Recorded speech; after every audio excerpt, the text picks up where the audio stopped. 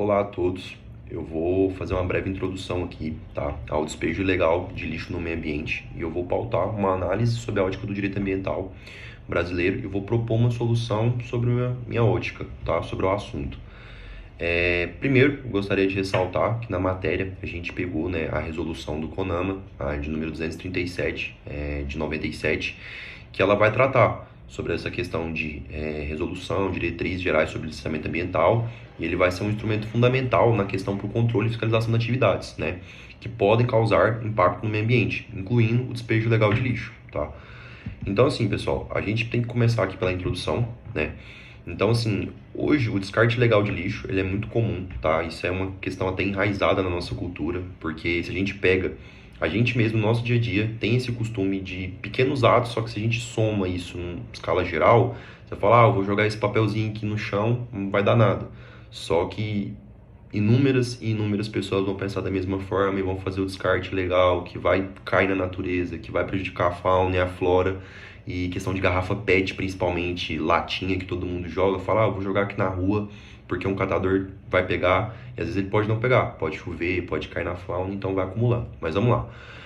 Então o problema é esse, tá? Ao meu ponto de ver, é uma questão cultural, tá? Infelizmente, tá enraizada na nossa sociedade esse costume de não ter o hábito de sempre jogar no lixo.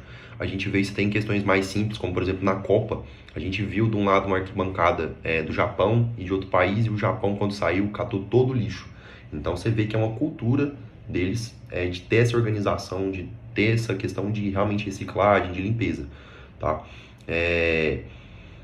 E também a gente tem que pautar o mais importante, né? Hoje a gente está no Brasil, a gente tem a Amazônia, uma das maiores biodiversidades do mundo, né? Então, assim, é uma grande responsabilidade e a gente vê ela sendo destruída pelo garimpo legal, que também faz o descarte legal de resíduos, né? De lixo, ainda pior, porque faz de produtos, né? Químicos, geralmente, até de minérios que acabam com a fertilidade do solo, matam a fauna e a flora, principalmente de ambos os lados, né? Tanto na água quanto na terra. Então a gente sai prejudicado de qualquer forma.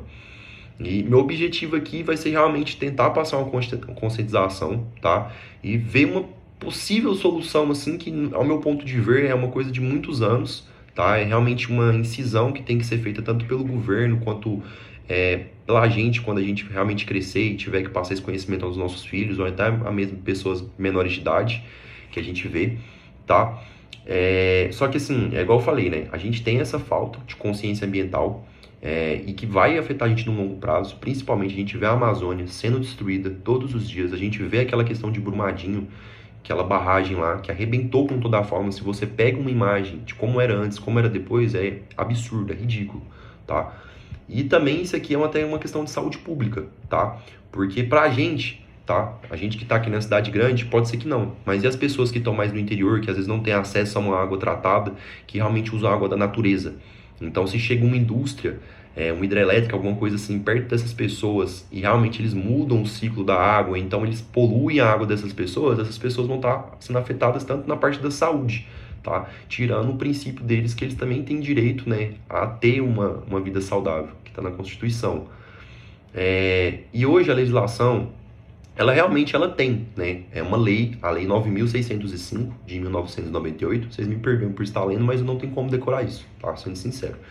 Então a gente vai ter a Lei de Crimes Ambientais e também aquela resolução do CONAMA que eu falei. Então, assim, a gente tem tudo, tem as leis. Então, assim, eu vejo que o que falta mais é uma punibilidade maior. Então, às vezes a gente faz essas questões por não ter uma punição. Porque, por exemplo, se você jogasse um papel no chão, pode ser uma coisa boba, só que sua multa fosse 10 mil, você pensaria 10 vezes antes de jogar. Mas aí tem outro problema, porque mesmo que tenha a multa, tenha a penalização, tem que ter a fiscalização junto. Então, assim, é impossível praticamente ter sempre uma pessoa fiscalizando, né? Mas, assim, eu acho que de pouco em pouco, sempre que um agente da parte dessa área punisse, eu acho que aos poucos ia, porque acaba gerando um efeito contínuo de bola de neve. Por exemplo, eu vou lá, jogo lixo e tomo uma multa de 10 mil. Eu vou chegar indignado em todos os meus amigos próximos, parentes, e vou contar essa história. Então, consequentemente, meus amigos e meus familiares próximos não vão fazer o mesmo, por justamente eu ter tomado essa multa. Então, infelizmente, é uma das formas de aprender.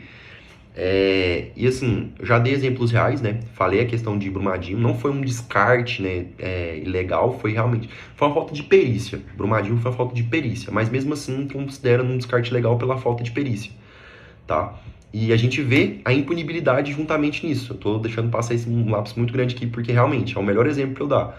A empresa, ela destruiu, arrebentou com famílias, fauna e flora, tá tranquilo, tá contratando, não tá numa sanção do governo brasileiro, não teve uma multa, mas que para eles é uma irrisória. Você vê o capital da empresa, para eles pagar uma multa daquela lá é brincadeira, tá?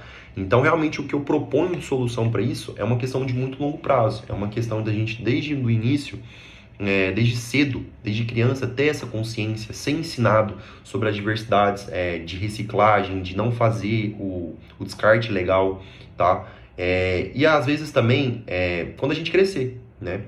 Porque a gente pode virar empresário, a gente pode ter uma indústria, então às vezes a gente deixar de lado um pouco a ganância e o lucro em prol da natureza. Porque a gente vive por conta da natureza. Então, assim, se a gente fica focando só no dinheiro, vai chegar um ponto que o dinheiro ele não vai comprar certas coisas.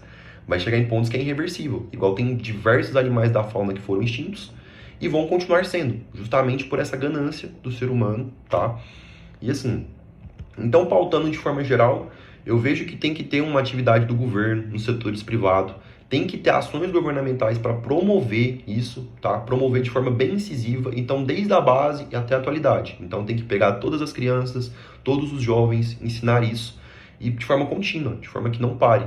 E a parte de penalização mais severa, bastante severa, porque não faz sentido empresas com alto patrimônio líquido, com altos lucros e rendimentos, não serem penalizadas pelo descarte legal, sendo que eles têm capacidade de ter uma perícia, eles têm o porte de estar vendo que aquilo ali vai dar um problema, que foi o caso do Brumadinho, eles sabiam que dá aquilo, fez a perícia e arrebentou a barragem.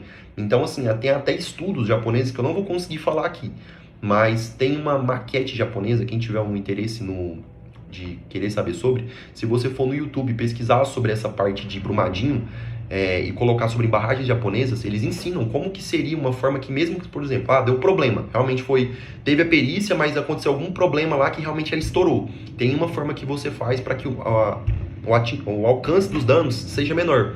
Então, assim, então vamos recapitular. A gente já tem leis, mas elas têm que ser mais severas. A gente tem que ter a junção do governo junto dessas atividades de forma mais coercitiva e até a gente mesmo se conscientizar. Porque muitas vezes meu problema, eu quero até colocar isso aqui como ponto final do vídeo, mas às vezes o nosso problema é não dar importância real para as coisas que a gente tem que dar. Igual, por exemplo, na época que teve o Brumadinho, como era uma questão que estava muito no auge, muito no top, né, das mídias, todo mundo deu atenção. Só que hoje em dia é uma coisa que, por exemplo, a gente vai lembrar quando? Quando a gente vai fazer um trabalho desse. Quando a gente, daqui muitos anos, vê que completou 10 anos dessa notícia, só que tá lá ainda. Todo o prejuízo, todo o dano que foi causado, continua lá em Brumadinho, entendeu? E vai continuar, tá? Então é isso, pessoal. Eu espero que realmente a gente mude no futuro em relação a essas políticas ambientais e até breve.